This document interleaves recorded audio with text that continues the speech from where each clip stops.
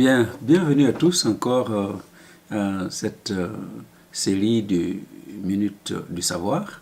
C'est encore avec beaucoup de plaisir que je prends la parole pour vous dire un tout petit peu ce que nous avons vu ce dimanche. Nous avons parlé de pourquoi il est nécessaire de louer Dieu. Quelles sont les raisons pour lesquelles nous devons louer Dieu. Et nous sommes partis avec le texte de Psaume 113, versets 1 à 9 que je vous lis. Louez l'Éternel, serviteur de l'Éternel, louez.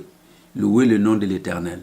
Que le nom de l'Éternel soit béni, dès maintenant et à jamais. Du lever du soleil jusqu'à son couchant, que le nom de l'Éternel soit célébré. L'Éternel est élevé au-dessus de toutes les nations, sa gloire est au-dessus des cieux. Qui est semblable à l'Éternel notre Dieu? Il a sa demeure en haut, il abaisse les regards sur les cieux et sur la terre.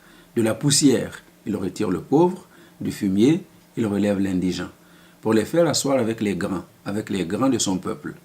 Il donne une maison à celle qui était stérile. Il en fait une mère joyeuse au milieu de ses enfants. Louer l'Éternel.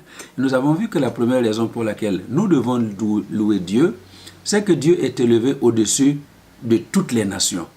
Il est élevé au-dessus de tout ce qui se meut sur cet univers. Et parce qu'il est au-dessus de tout, il est au courant de tout, il n'y a absolument rien qui peut arriver sur cette terre sans que Dieu n'en soit informé. Et il a le pouvoir de changer le cours des choses.